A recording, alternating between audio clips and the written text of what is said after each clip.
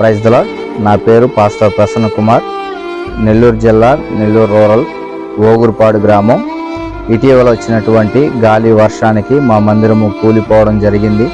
ఏఎస్యు team సభ్యులు మరి వచ్చి పరామర్శించడం జరిగింది.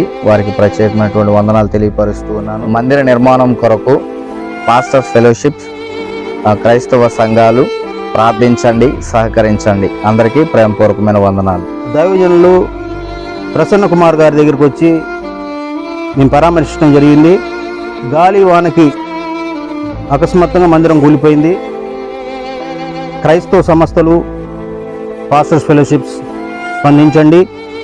పాస్టర్ గారి నెంబరు స్క్రీన్ మీద ఇవ్వబడుతుంది.